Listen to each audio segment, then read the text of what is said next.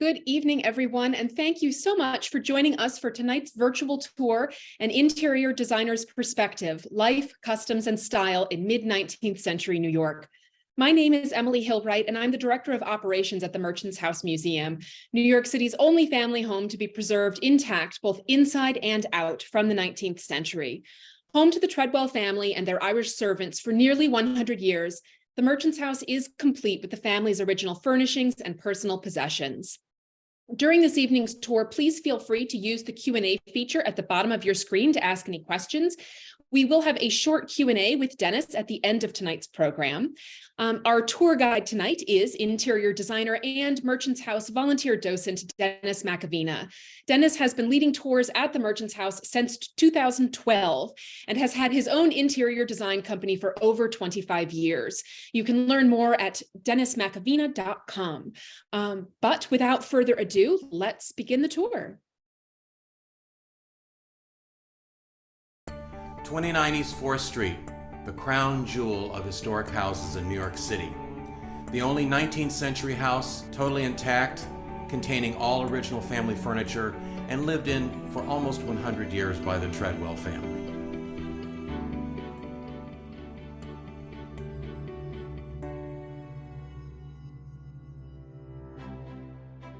Welcome to the Merchants House Museum.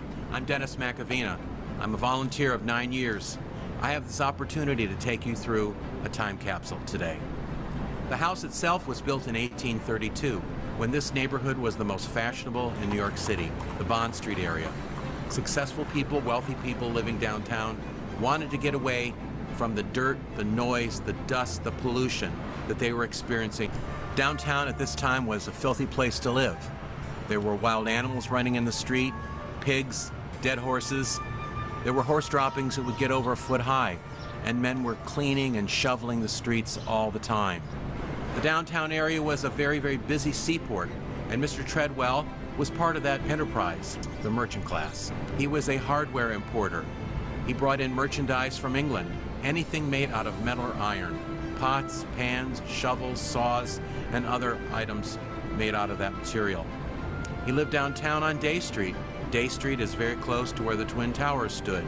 He lived there with his wife Eliza and 7 children. He was so successful that in 1835, he decided to move uptown. He saw an ad in the local newspaper advertising 29 East 4th Street as a house for sale with all the modern conveniences for $18,000, which was a tremendous amount of money. However, we really don't know what that equates to today because it was not yet a common currency established in the United States. Even if you tried it on an inflation calculator, it would give you an inaccurate figure. My response to that question is, it's priceless. Before I take you into this treasure chest, I'd like to talk a little bit about the backyard. It was not a formal garden like you see today. When the Treadwells lived here, this was a working backyard, mainly for servant work. They would do their washing, hang laundry, peel vegetables, and any other tasks that they needed to do outside. You would have never found the Treadwell family back here as you would the servants. People like the Treadwells would have taken leisurely walks in pleasure gardens and parks nearby. The center section was not stone, it was grass at the time. The perimeter stone is all original. Back here, in the far right-hand corner of the backyard, was the original privy. Later on in the 19th century, we don't know exactly when, but certainly after the public water system came into New York City in 1842, they installed a flush toilet closer to the rear of the house. So that was a transition in terms of modernizing the house. The room extension on the back of the house was called the tea room. When the Treadwells purchased the house, it was an open-air porch, and they enclosed it. We don't know exactly why, but we think it was used as a butler's pantry. Closer to the kitchen in the back of the house, you'll see the access cap to a 4,000-gallon water cistern, apparently the largest in the neighborhood. During this time period, people like the Treadwells could afford to purchase water for drinking or cooking. But water that was used for washing or bathing was accessed from the water cistern. Water would be collected off the roof, travel down the downspout, and then be stored in the reservoir. 5 years after moving in 1840, their 8th child, Gertrude, was born in the house. Gertrude lived here all of her 93 years. When she died in 1933, she was living in a bedroom upstairs. The money had all run out, and she was basically an invalid. The house was heavily mortgaged, and everything was going to be sold and auctioned off. But a distant relative, a Mr. Chapman, who was a prominent attorney in New York City and a preservationist, was asked to come over and take a look at the space. He walked in and was mesmerized at the fact that this house was still intact and saved it from the sale. It took 3 years to get the museum prepared for the public. After all, in 1933, the house was not even totally electrified. There was no central heat. So now as you go through, you'll see landmark 1936 steam registers. They added a fire escape out in the back for the safety of the public, put in 2 public restrooms. There were some other modifications that I'll point out as we go through the house. It has been a museum since 1936. Join me through this portal into an encapsulated moment in history. You've now joined me on the ground floor. In the house, there's a cellar, ground floor, parlor floor, 2 chamber floors, servants' quarters, and attic. The ground floor saw a lot of activity. This door was actually the main door on a regular basis for the family. It was halfway below street level. Very, very common for houses to be set up like this. This was the basement, and they called it such. There not only would have been a lot of noise down here with servants and tradespeople coming and going, you'd also would have the family coming downstairs or entering through here, going into the family room, hanging their clothes down the hallway, but more noise from the streets. This is not a pristine movie set. Things sounded differently, they looked differently, and of course they smelled differently. An exciting thing about the house is that it is full of changes in technology, and that's because the family lived here for such a great length of time, and they were improving the house just as we would improve our own houses today. For example, we'll see changes in lighting. Now it's a sunny day outside, as I said earlier, so let's pretend that someone has knocked at the door or rung the doorbell. The servant walks down the hallway carrying either a candle or a kerosene lamp. This is as bright as this hallway would be. Now if she's carrying a kerosene lamp, it is a little brighter illumination. But again, I will emphasize over and over again the amount of darkness that these people functioned in. 2 more things that I'd like to mention while we're in the hallway. You might make note of these wires on the ceiling. These are not the original, but they are hooked to the original doorbell system. So if you were downstairs ringing this bell, it would trip a wire and travel all the way into the kitchen and activate a bell. If you were upstairs and rang the doorbell, it would trip this wire and travel all the way down to the hallway and activate a little bell at the bottom of the stairs, so the servant girl would know which door that she needed to tend to. Also, the floors in the hallway and throughout the house are all southern hard pine, but you would have never seen them exposed like this. This floor, as well as some of the other floors, would have had a floor cloth, something almost linoleum-like, a hard canvas material painted to look like carpet or to look like tile, so it would have been much more decorative down here, but easy to maintain, easy to sweep and mop because you would be getting so much dust and dirt off the street on a regular basis.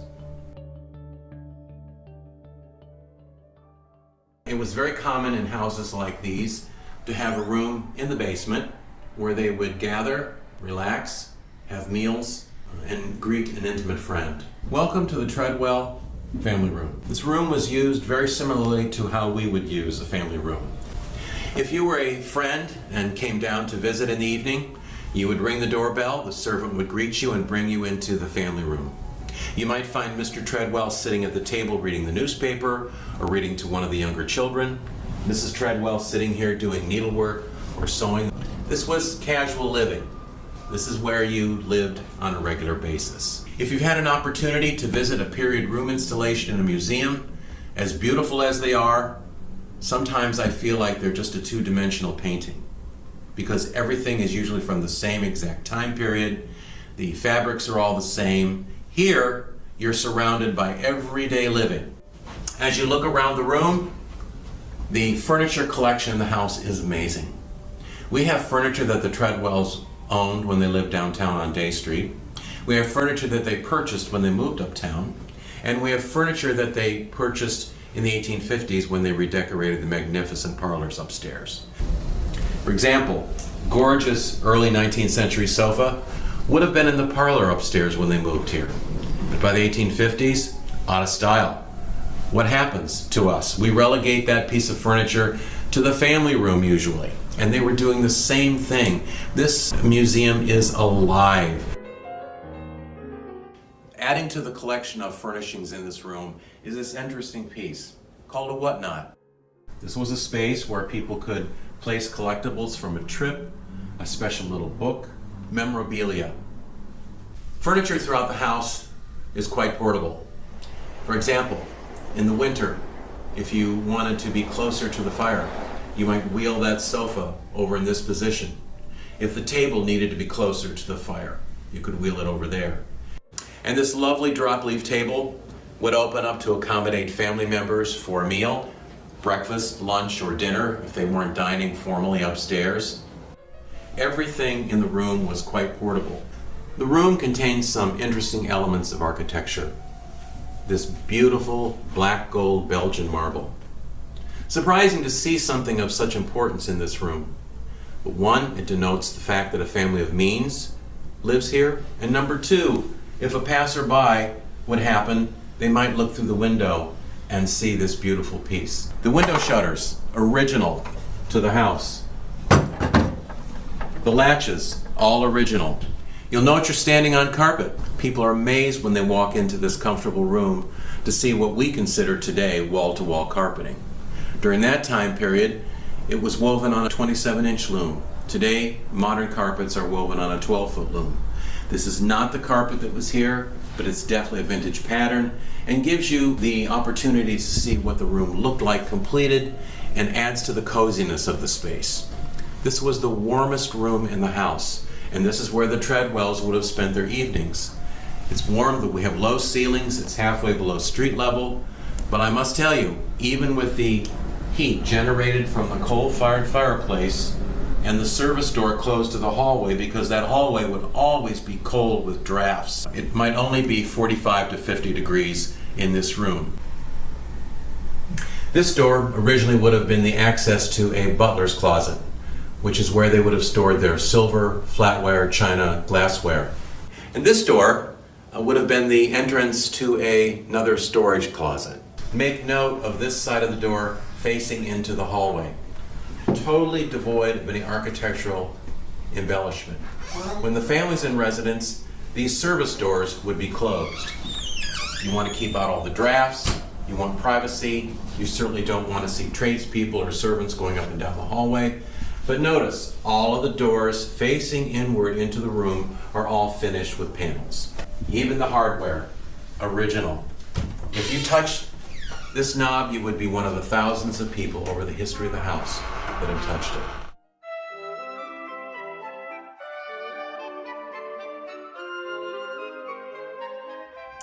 Come into the Treadwell's kitchen. This is an amazing opportunity to see the changes in technology that took place in this house. That's the benefit of having a family live in one house for almost 100 years. They were improving things just like we would. So let's point a few things out. One of the changes in technology was the addition of the cook stove. Prior to this, the cook would have been bent over making soups and stews and puddings over a log fire. She would be using those iron spider pots. But now, with this wonderful new range, which was purchased by the Treadwells, now mind you, this is not the original, but we do have record that a similar range was purchased by Mr. Treadwell for $37. We don't know for sure, though, either whether that purchase was the second or the very first range. But now, the improvement was the cook would get up in the morning, she would put coal in the center, it would permeate between the two ovens. She can now damper the top of the range, and now she's cooking fancier, finer recipes, French recipes, fancy sauces and other dishes. She still, though, continues to use the beehive oven.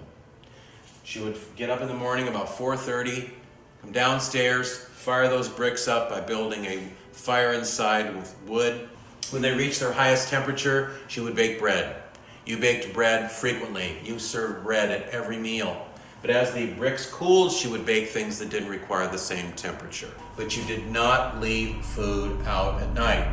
Irregardless of your status in life, your wealth, the house that you lived in, you were always fighting vermin. In order to keep the vermin at bay, the baked goods would be placed in this cabinet called a pie safe. You can see that there are punctuated holes in the tin. That was for air circulation.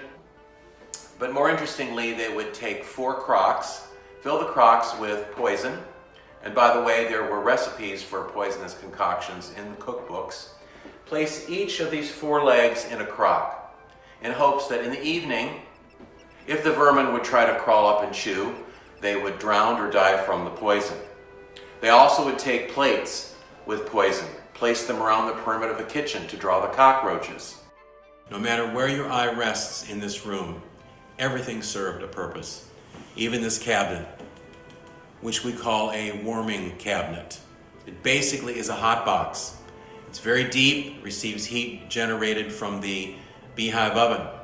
Some of their cooking utensils at the time were made out of iron. What happens to iron after it's wet and even dried down? It starts to oxidize. So they would take those implements, put them in this cabinet, and hopefully the heat generated from the oven would keep the oxidization at bay. They may have put some food in here to warm it, but that is just an assumption.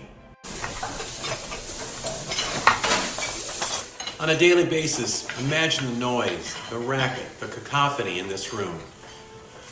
The cook is standing at the work table, again, rolling out the dough, preparing meals, shouting orders to the scullery girl here at the soapstone wash tubs, washing either laundry or pots and pans. The 2 chambermaids have just made their way down the stairs, complaining, "Oh my gosh, you can't believe the things that I had to do today." However, they were very, very careful to keep their voices muffled if they heard the rattle of the chatelaine. The chatelaine was a decorative belt that women like Mrs. Treadwell would wear every day. It would contain all of the keys to the important spaces in the house, the alcohol, the silver, linen, anything that would be treasured. That might even contain also a small little sewing kit. But if they heard that noise, they knew that they had to be very careful about what they were saying. If you were a new employee here, one of the young Irish women, what do you think would be the first thing that she would have to learn? The sound of the bell. It was important to know where to go in the house so that you could take care of the Treadwell's needs. More improvements in technology. Remember, I said the original interpretation in the 1930s too was interpreted as they thought it looked in the 1830s. But this wonderful space has gone through some very interesting curatorial changes. When I became a docent many years ago, an earlier interpretation was a stone sink here with a hand pump. But now, a zinc-lined sink is much more accurate. The zinc-lined sink is where they would have washed china, glassware, flatware, silverware. The soapstone wash tubs would have been used for laundry, pots, and pans.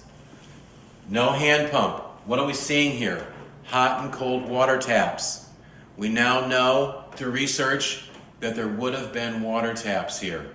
There are a lot of things we still don't understand about the plumbing, but we do know that they would have had that. The hot water would have actually come but heated by a little heater, an iron heater attached to the range and then piped into the sink. Although the water would have probably been more tepid, and any very hot water required would have been heated on the range. As I mentioned outside, there was a 4,000-gallon cistern, and until the public water system came in, again, the water in these sinks would have been used for washing, never cooking or drinking. We also know the Treadwells would have had a icebox. We believe the icebox rested in the cold pantry. It also could have been in the cellar, but we're not sure. They would have purchased ice along with water on a regular basis. Sadly, other people that were subject to what was considered the public water system and could not afford to buy fresh water were the ones that suffered all of the diseases as a result of that. Do you have any idea when the public water system came into New York City? 1842. From the Croton River, which is 40 miles north of New York City. An aqueduct system was built by Irish laborers, brought into the city, again, 40 miles. It literally sloped very, very gently into Manhattan. The first major reservoir was called the Croton Reservoir. It stood on the site of the New York Public Library at Bryant Park. Now, I've talked about lighting as we've gone through the space so far. Let's take a look at what it was like in the room when the Treadwells lived here. It's a sunny day outside. This is as bright as this room could be. I wonder, when the cook is standing at the work table, does she have a supplemental light of some sort? Does she have a kerosene lamp burning? Again, how many times I've said this, and I will continue to say it as we go through the house. They operated in much dimmer illumination than we're used to. They did have something that was very interesting. A few years ago, when they were doing work on this wall, they had found that at one point there had been a window here. This is a reproduction of what is called either a rod window or a borrowed light window. It would take light from one space, put it into the other. This is the back wall of that deep butler's closet I pointed out in the family room. So can you imagine, with a candle or a kerosene lamp, walking into that dark space, trying to take some table linens off the shelf or silver? It still would be fairly dark. So on a day like this, how much light is being borrowed? Over here, before we go upstairs, this is the case that kept the leaves to the dining table upstairs safe. When those are incorporated into the table, they can have a beautiful dinner party for 12 to 14 people.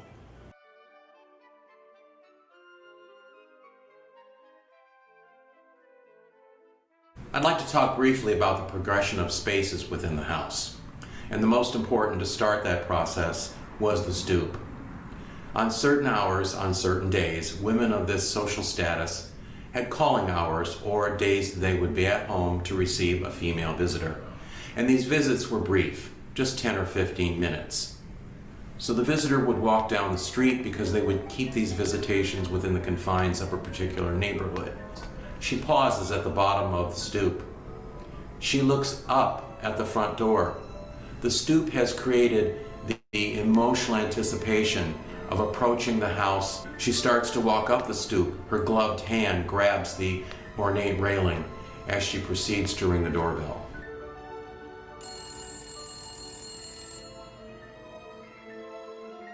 Then she is greeted by a servant and asked to come into the vestibule.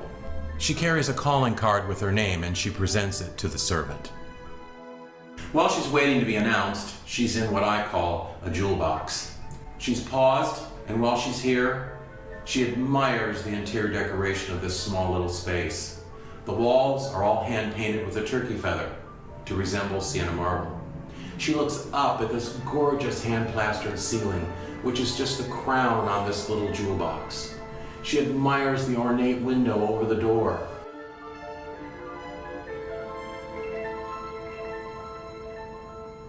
And she realizes that she's in a very special space. The visitor has entered the hallway, the passageway to the upstairs, the downstairs basement, and these magnificent parlors that you're about to see. The hallway was a little more decorative, of course, just like downstairs. It would have had a decorative floor cloth. This is actually a remnant of what was here at one point in the hall, so you can see that there was pattern and there was color in here.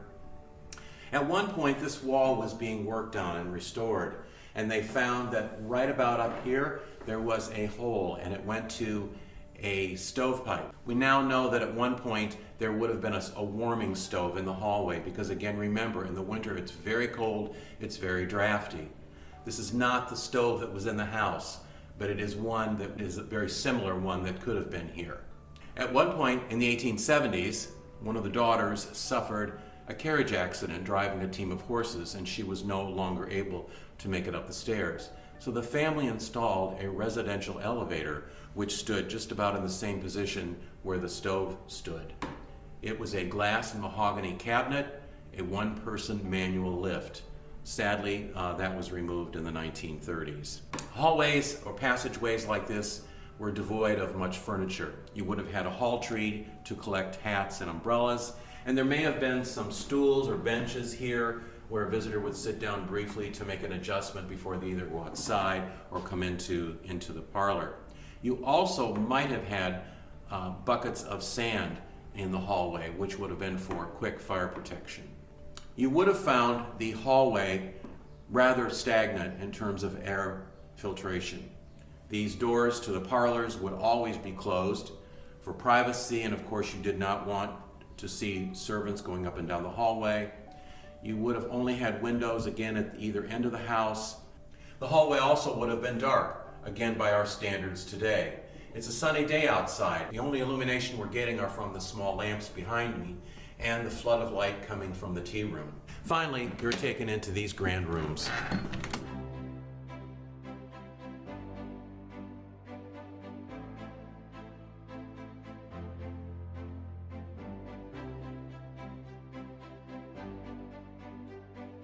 The visitor has been seated.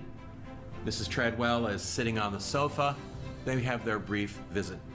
These beautiful double parlors, the front parlor and the rear parlor, were redecorated by the Treadwells in the 1850s. Beautiful French Rococo upholstered pieces. New Yorkers during this time period wanted anything French, and so this is a version of a New Yorker's French salon. Furniture like this was purchased in a set. You had 2 sofas, pull-up chairs, and of course the only upholstered chair with a tall back and arms. This was exclusively for the man of the house. The other pull-up chairs would have been for ladies usually, and that was a way for them to sit properly with the broad skirts that they were wearing at the time. But imagine this room on an evening. You've been invited here on a Saturday. Straw has been laid out at the base of the stoop on the sidewalk so that when you approach the house, you're not bringing anything foul inside. The ladies are all taken upstairs into Mrs. Treadwell's bedroom. Party shoes on, adjustments made, cloaks and bonnets on the bed. Mr. Treadwell's bedroom is full of all the gentlemen, top hats, cloaks on the bed. All the couples come down the stairs and are congregating in this front parlor. While they're in here, the beautiful pocket doors are closed. Suddenly, the servants open the doors, the guests turn, and they are treated to a beautiful buffet, a supper, a sit-down meal. Furniture is being rearranged, some of it taken out into the hallway, and the servants are laying down a huge canvas cloth called a Holland cloth, and basically it operates as a portable dance floor. Someone would sit down and start to play the pianoforte, which by the way is one of the most precious items the museum owns. It is a New York City manufactured instrument. It was purchased for the children in the 1840s. Someone else might play a violin or another musical instruments. Let's continue to pretend it's that evening. Imagine the reflection of that party in these gorgeous pier mirrors installed in the 1850s. The sound of the silks, the satins, the rich colors that are reflected in these mirrors would have made for a stunning event. The carpet, unlike downstairs, this is an exact reproduction of what was installed by the Treadwells when they redecorated the parlors. When you purchased carpet during this time period, it would have been delivered to you in a large bale. Then the installer would come to the job site and literally hand sew all of these seams together.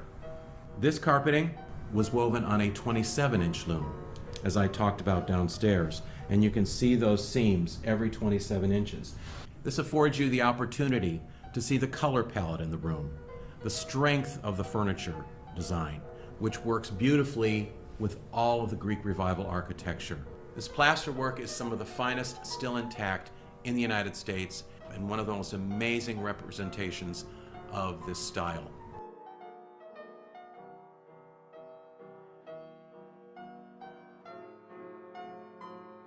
These molds actually represent the appropriate scale that you see in the parlors. Also, the elements were only made in 6 to 8 inch increments. So as you look at these moldings, imagine the installer taking a 6 to 8 inch piece, applying it to the ceiling, then another coat of plaster over the top, and then the painter would come in so that you have that continuous smooth look. Each one of these elements represents a motif that you might have seen in such a house. When you built a house like this, you did not usually use an architect. You would pick your items out of an architect's or a builder's catalog, and elements like these would appear. They were all handmade, usually off-site. It's very interesting how they were constructed though. A wooden box, small wooden box, would be fabricated, and then the mold would be placed in the wooden box. Gelatin would be placed around the interior between the mold and the wooden box, and then the plaster would be poured into the mold. Gelatin was used because as you removed the dried piece of plaster, it wouldn't crack. The gelatin was collected from the slaughterhouses around the city and brought to the job site. Early on, these parlors would have been illuminated with either oil lighting, candles, perhaps kerosene, or a solar lamp. But more importantly, in the 1850s, the Treadwells tapped into the gas line and installed these amazing gasoliers, two of the finest in their original position in the United States. They are operated via these counterweights, which will allow you to raise and lower these somewhat to light the gas and clean the globes.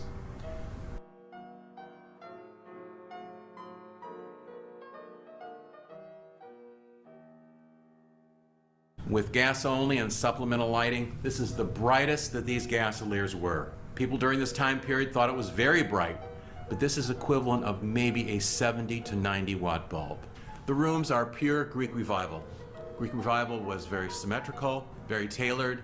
For example, 4 fabulous Grecian columns separating the 2 parlors. 2 magnificent Belgian black marble fireplaces.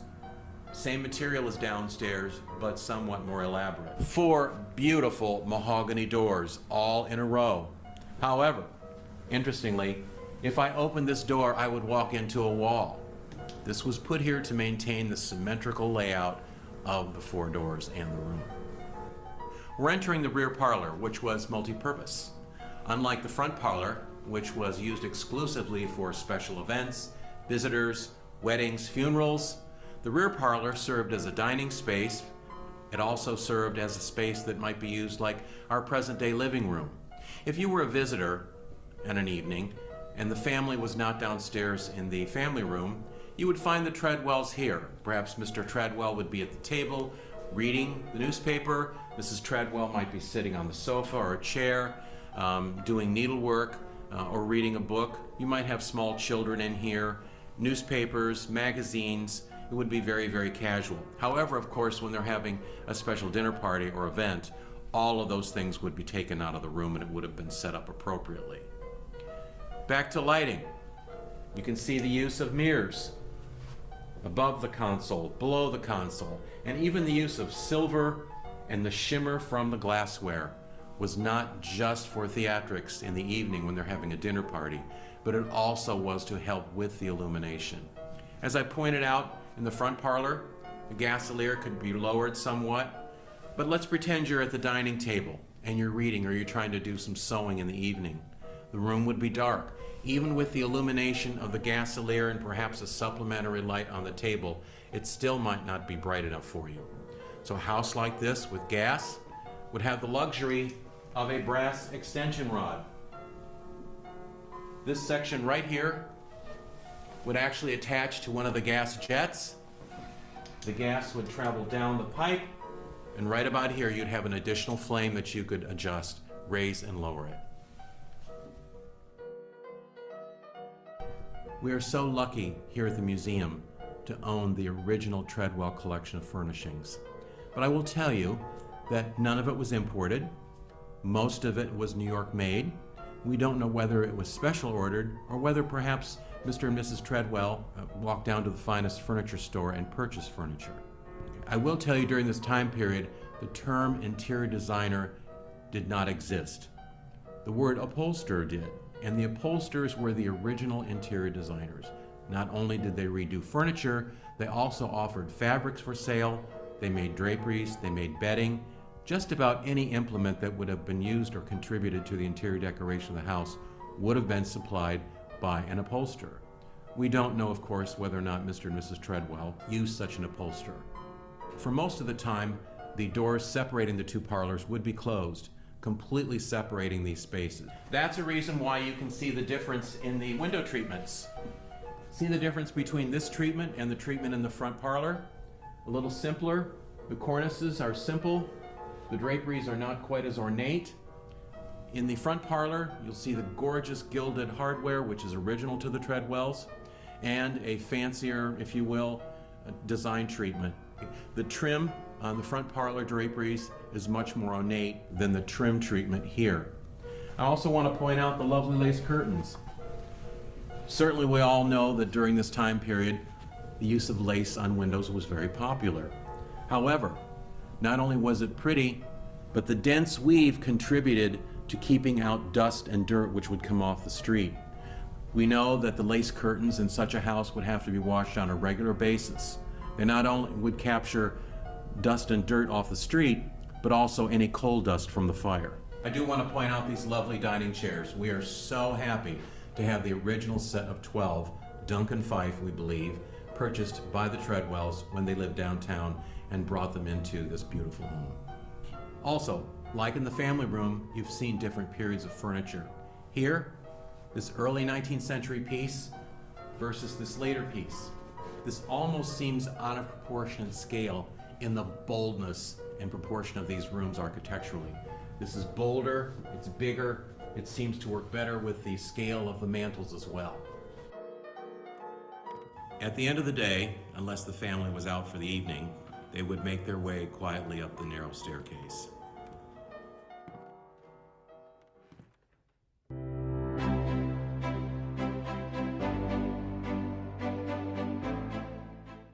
We're now in Eliza Treadwell's bedroom. Mr. and Mrs. Treadwell adopted the British aristocracy custom of having separate sleeping chambers. Mr. Treadwell lived in the bedroom beyond. At one point in the history of the house, there were 18 people living here, 4 of those being servants and living on the very top floor. But on this floor, we have 2 large bed chambers and 1 small room in the corner. The next floor up, which housed the children, was laid out pretty much the same way. So where did they all sleep? Where was their privacy? Where did the 2 married daughters and their husbands and children sleep? Obviously, there was a lot of doubling up, and again, a lack of privacy that we're used to today. Like the family room downstairs, the furnishings in this room are from a cross-section of early 19th century, different styles and different mixes. That emphasizes the fact that the front parlor, of course, contains furnishings from one particular design period. We have 2 beds in this bedroom, this beautiful mahogany bed that belonged to Mrs. Treadwell, and a secondary bed over here in the corner. The secondary bed served 2 purposes. One, if a child on the next floor became ill, they would be separated and brought here, taken care of. But also, it would serve as a guest bed for a female visitor. Let's say you were coming from Long Island, not like today where it's a quick in and out for a quick meal. Then, it was a 2 or 3 day visit. So the female visitor would sleep here. Now, if a whole entourage or whole family came to visit, now it's musical beds. You might have more than 1 person sharing this bed, 2 people in the small bed, and likewise all the way through the house. Women during this time period, again like the Treadwells, were not making their way throughout the house all day long, up and down the stairs. For example, after breakfast, Mrs. Treadwell would come up to her bedroom and stay here for several hours. She not only would prepare her clothing for the rest of the day, but she might sit down and write letters to a friend, read in the Bible, record some passages in her diary. She also might receive a female visitor up here for tea during the day. These gorgeous bed hangings, as well as the draperies, are made out of a reproduction fabric. Not necessarily the one that was here at the time, but certainly a definite vintage pattern. The flooring in this room also would never be bare. We don't know exactly what would have been laid on the floor, but certainly there would have been something decorative on here. Any idea what this might be? It's called a hat tub. You flip it upside down, it would look like a hat. However, it is a portable bathtub. It's a misnomer that people did not bathe on a regular basis during this time period. Not a full bath or shower like we're used to, but more of a sponge bath. So let's pretend that someone desires to take that sponge bath. The person activates a bell downstairs by activating this little crank on the side of the fireplace. The servant comes upstairs. What can I do for you? I need water for the tub, please. So the young girl has to go all the way down to the ground floor, heat up water on the stove, and carry it up several flights of stairs. You probably know how heavy a bucket of water can be, and this tub would take more than one. The person takes their sponge bath, rings the bell again. The young servant girl comes upstairs. What can I do for you? You can now empty the tub. Now, certainly she does not take a bucket of water and throw it out the back window. She has to carry this water downstairs and dump it in the sink, and this is very, very laborious. When the Treadwells are downstairs in the family room having breakfast, we have 2 chambermaids coming upstairs to take care of the bedrooms. The first thing they do is to fluff up the mattress. It's all down, very, very heavy. After they've smoothed out the bed and put the pillows on, they'll take a sheet and completely cover the bed. And that's because as they start to sweep and dust, there's so much generated by the coal-fired fireplace. They want to make sure that none of the dust gets on the bed that they've just made. They also freshen the water in the basin. They also carry with them a container that they will dispose all the contents of the chamber pot in. And they will carry that chamber pot all the way through the house and then empty everything in the privy. Can you imagine this genteel neighborhood? But the alley is all lined up with privies. There were men that were called night soilmen that made their way down the alley in the middle of the night with a cart, and they would scrape out the contents of the privies. And then, sadly, all of that was disposed of in the river. The chamber pots themselves would all be collected, taken out into the backyard, washed thoroughly, and then brought up into each bedroom. And as I said downstairs during that evening where everyone has been invited to the Treadwell's house, imagine this room filled with female guests. Perhaps they're gossiping, talking about what might be going on in the evening, what perhaps might be served for dinner. They were putting their party shoes on and getting themselves ready so that they would make their way downstairs for the beginning of the event. This passageway at one point saw the installation of a freestanding bathtub. Here where now we have display cabinets. In terms of modern hygienic plumbing, under the stairs in the hallway outside of this room contained a toilet and a sink. There must have been some sort of enclosure for privacy, but all of those things were removed in the 1930s when it became a museum. And now we're in Seabury Treadwell's bedroom. This also served as the bedroom for Gertrude for the last few years of her life. Her father, Seabury, died in this bed, and Gertrude passed away in this bed. Mr. Treadwell passed away in 1865, suffering from a very, very painful condition called Bright's disease. It was a kidney disease. When you passed away in 1865, even if you were a person of means, you normally did not die in a hospital. You passed away at home, surrounded by loved ones. When the family thought that it was time, they would all gather around the bed. One person would be designated as a recorder or secretary and write down and make note of every last word, murmur, or breath. Then the undertaker would be called and his wagon would pull up in front of the house. The first thing he would do would be to place a black wreath on the door, which would let people in the neighborhood know that someone had passed away. Then he would come upstairs and start to prepare the body. The first thing he would do would be to bathe the body, and then because there was no embalming for the public at this time, embalming was widely practiced though via the military during the Civil War because of all the bodies that had to be transported back to their families. But someone like Mr. Treadwell, the situation would be that every orifice, every opening in the body would be stuffed with a cotton gauze to keep the decaying odor down. Then the body would be dressed and placed in position that it would lie in the coffin downstairs. The body would be taken downstairs into that front parlor where the coffin would be placed between the two windows facing the street. If it was warm, the body would be placed on ice in the coffin. They would include a tin liner. During that first 24 hours, someone would sit patiently and watch the body for any signs of decay. It was important that they noted that, because if there were no signs of decay, perhaps the person had not really passed away. Doctors at this time period did not completely know how to tell the difference between a deep coma and dying. Someone actually here in the United States took out a US patent on a coffin with a bell ringer system. Seabury's mahogany bed is the same design as Eliza's. However, make note of the glorious, important bed hangings on his bed. I mentioned earlier that the fabrics throughout the house were reproduction, but that's with the exception of this gorgeous burgundy damask. A full bolt of this 19th century fabric was found upstairs, and it was reworked into these beautiful bed hangings. Now, by the time Seabury died, bed hangings were primarily for decoration.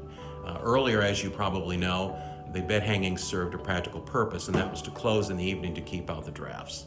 This house contains closets, although they were set up differently on the interior, not a double hanging rod, but pegs. So clothes were either hung on pegs, or they were folded very carefully and placed in a beautiful armoire like this, or more commonly, they were placed in trunks. Trunk storage was very common during this time period.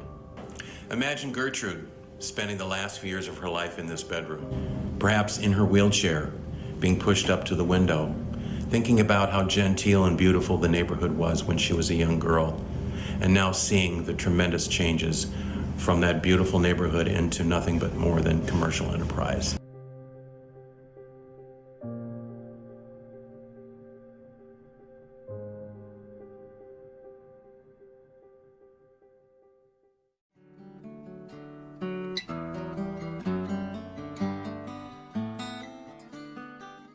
We're now on the servants' floor, the floor that was home to the 4 Irish women that lived and worked in the house, the 4 women who took care of every need of the Treadwell family. We do believe that in these 2 rooms facing the street, 2 girls to each room slept.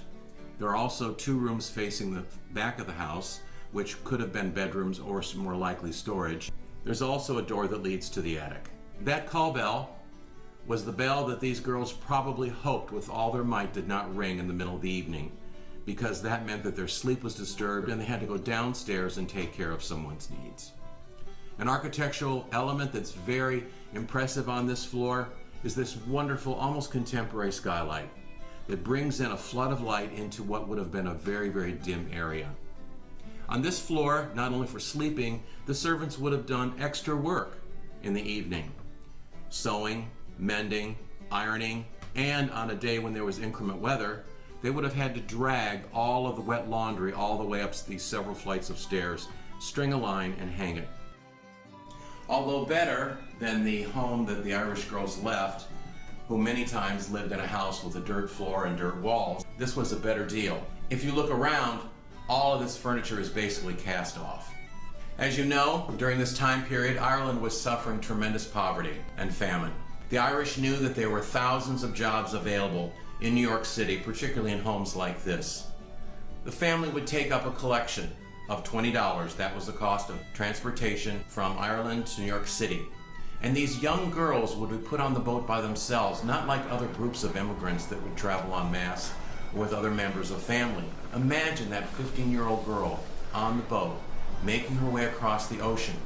Then when they arrived in New York City, they would get off the boat, and for most of the time they would be met by an intelligence office, or as we know today, an employment agency. An employment agency, a legitimate one, would find them work in a house like this where they would work 24/7 and make perhaps $3 to $5 a month. Some girls, sadly, did not make it into employment. They were approached by a rather unscrupulous employment agency, and that's when they would be turned into prostitutes via drug addiction.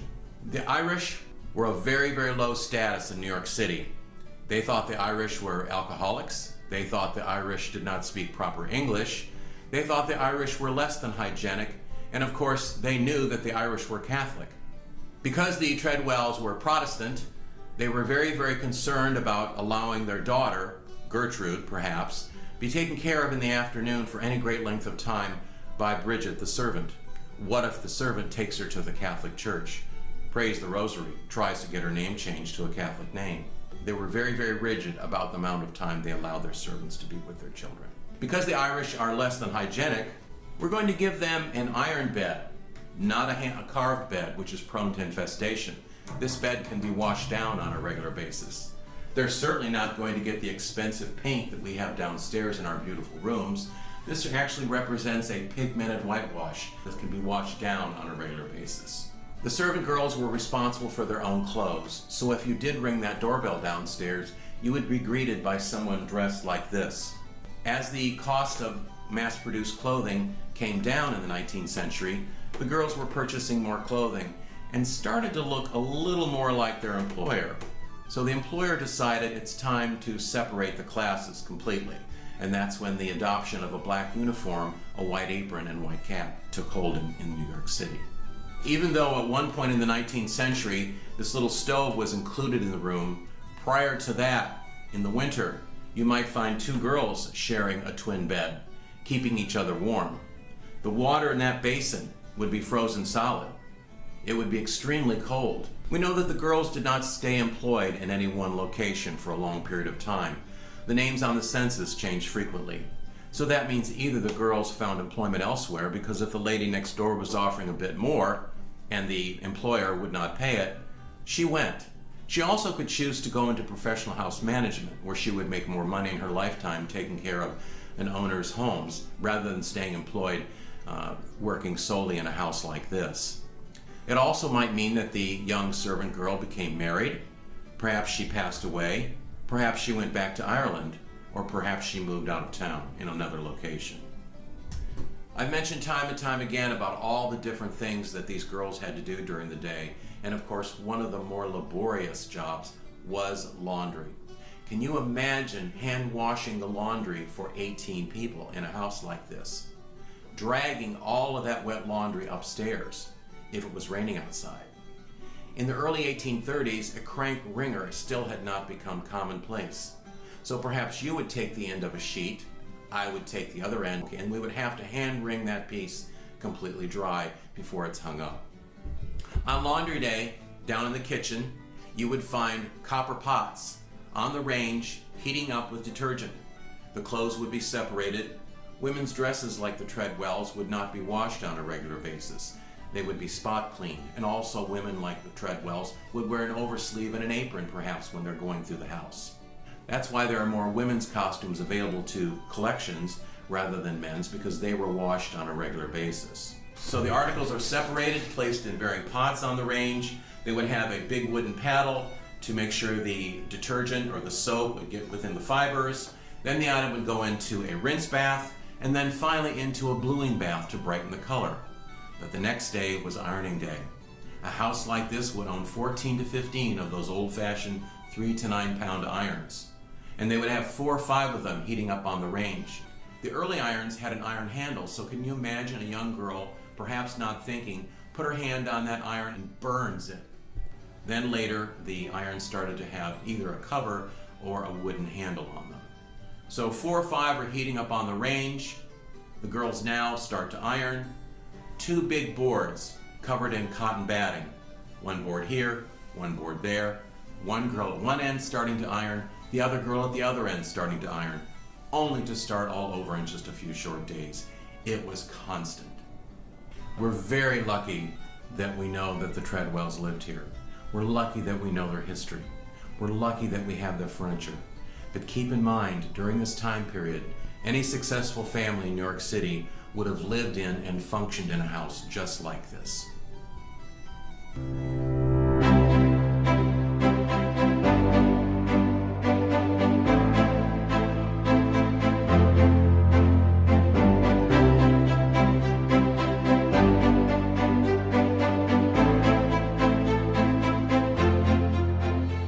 Thank you so much for joining me today through this historic structure.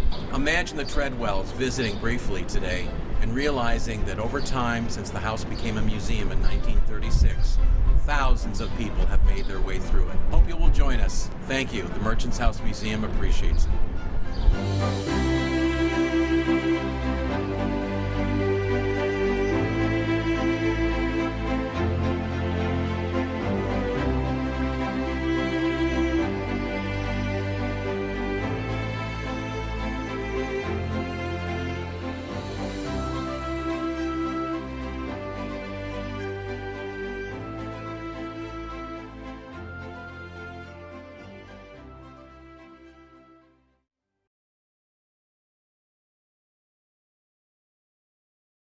Thank you so much, Dennis.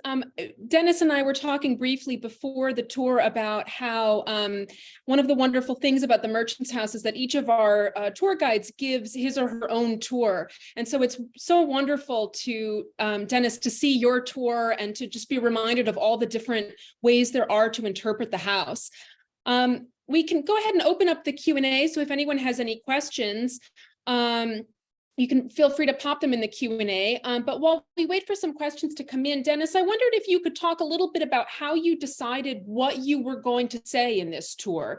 As anyone who gives a tour of the Merchants House knows, there's so much information that you could share. And so what was sort of going through your head as you thought about how you wanted to structure this virtual tour? Well, can you hear me? I can hear you.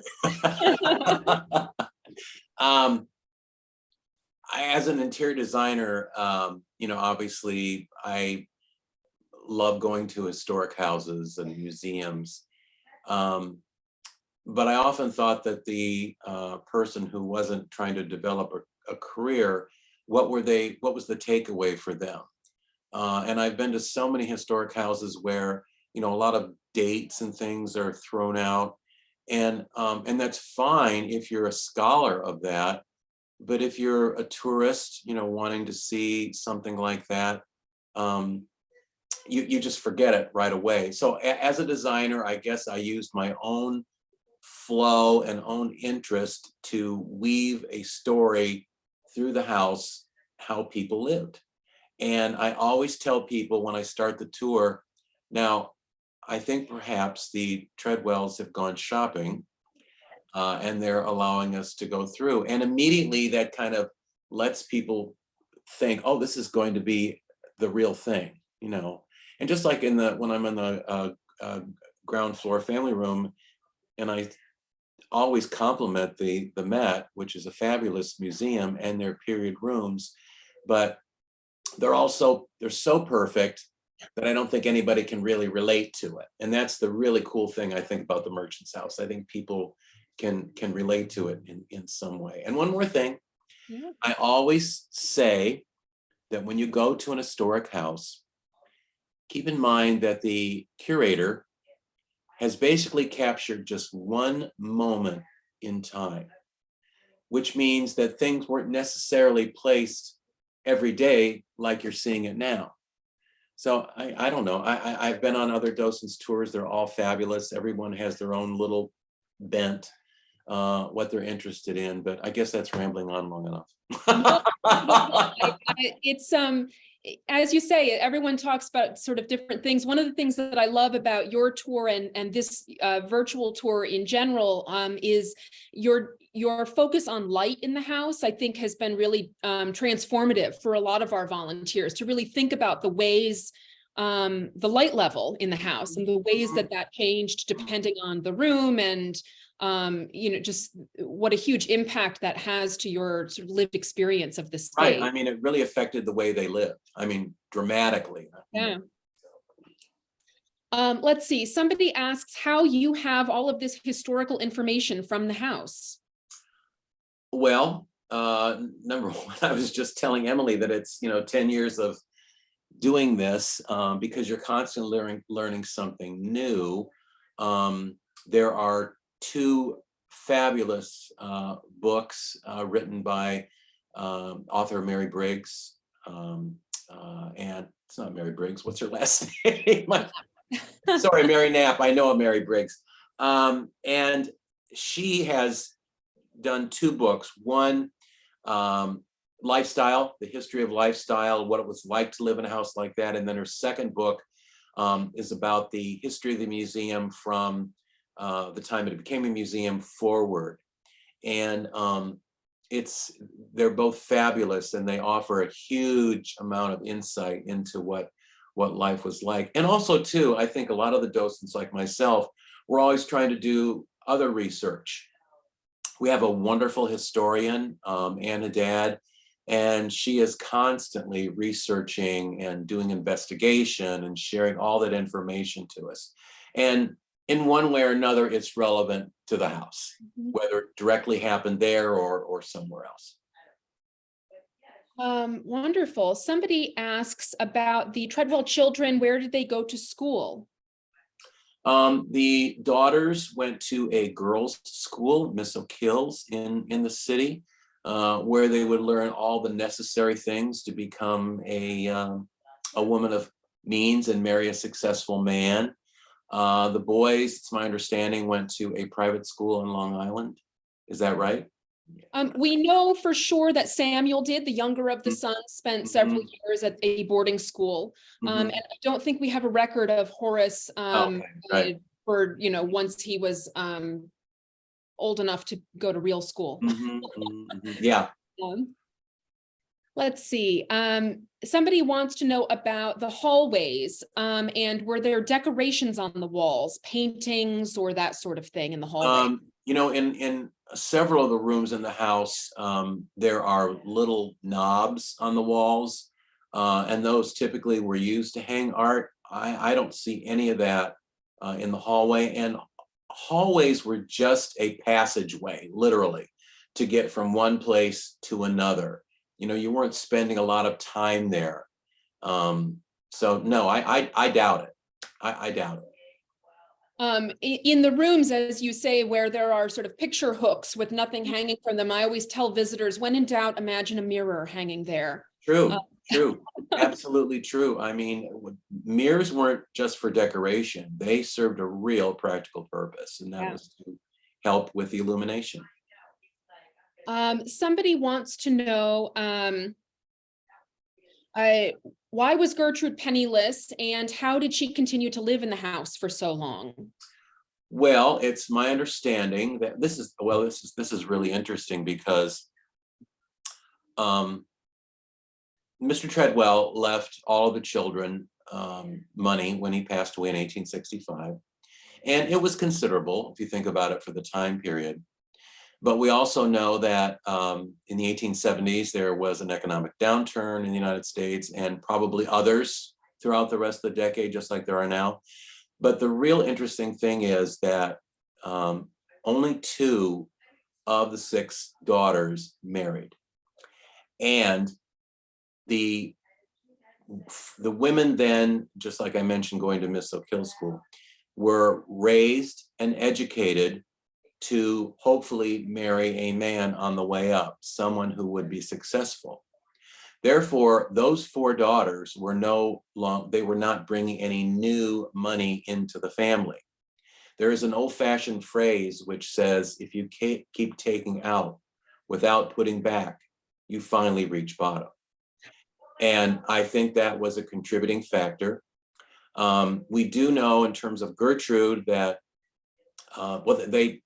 they had a fabulous summer house in Rumson, New Jersey. And we know that the 4 daughters later in the 19th century were selling off pieces of it to bring in money. And we do know that Gertrude sold the last 50 acres of that property in early 1929. We also know that Gertrude was taking in some boarders, it's my understanding, to bring in income, which I also learned was not uncommon to do that. It wasn't like taking a boarder in today it has a negative connotation. So that's basically what happened. There was really not a lot of new money coming in, and they had to do whatever was necessary to maintain it. Sure. I also realized too that when Gertrude died in 1933, the house was not in great condition. Yeah. Things were pretty careworn. It's I sometimes point out to people that Gertrude was in her 20s when her father died, and she lived, as you said in the tour, to 93. That's, she was 70 years she had to live off of the inheritance. Exactly. Exactly. That's a long time. That's a long time. It really is. Somebody asks about some of the damage that could be seen on the walls, and so I can address that. Sure. There was some water damage at the house, and row houses like this one were never meant to be freestanding buildings. We always had neighbors on either side. And so when our neighbors came down over the years, it's opened the house up to water infiltration. Anybody who has an old house knows that water is the enemy. Yes. And it continues to be at the Merchant's house. Yes, we do keep a close eye on damage, and repairs are made as we have funds, and as we can make the repairs. But yes, so any damage that you see, some of it truly is just peeling paint, and some of it is a more substantial water damage, which will be addressed. Let's see, a bunch of questions here, but we are running out of time. So let me see if I can pick a couple more. Somebody asks about summers. Did the Treadwells spend summers in New York? No, as I just mentioned, they had a farm in Rumson, New Jersey, and they would pack up and stay there during the hot summer New York months. It's if you come to visit the house in the summertime, I always tell visitors that they're getting an authentic 19th century experience. It is very absolutely. And so you can see how appreciative the family must have been to have been able to escape to New Jersey. It would be no fresh breeze going through that house. Well, I do think that that is all the time that we have for this evening. Thank you so much, Dennis. It was just such I love it. a Just tour thank and to chat with you here. We have lots of programming scheduled for this spring, both in person and virtually. Now that the weather has warmed up, please join us for a neighborhood walking tour. We offer walking tours on 3 weekends each month. In a couple weeks on May 3rd, our museum historian Ann Haddad will present a virtual talk on New York City in 1835, the year that the Treadwell family moved into their 4th Street home. It turns out that 1835 was a pretty important year for New York and not just for the Treadwell family. So we do hope to see you there. Tickets to all of our upcoming events, both in person and virtual, can be found on our website at merchantshouse.org/calendar. The museum is currently open to visitors on Thursdays, Fridays, Saturdays, and Sundays, with options for both guided and self-guided tours. Starting this summer, we are excited to announce that we will also be open on Wednesdays. So you can visit our website at merchantshouse.org for tickets and more information. Tonight's tour was presented free of charge, but we do hope that you will consider making a donation or joining us as a member to support our future programming. Recordings of all of our free virtual talks and tours can be found on our YouTube page. Visit us at youtube.com/merchantsHouseMuseum. So thank you everyone again for joining us this evening. Thank you, Dennis, for creating this marvelous tour. And have a wonderful night, everybody. Thank you. Thank you very much.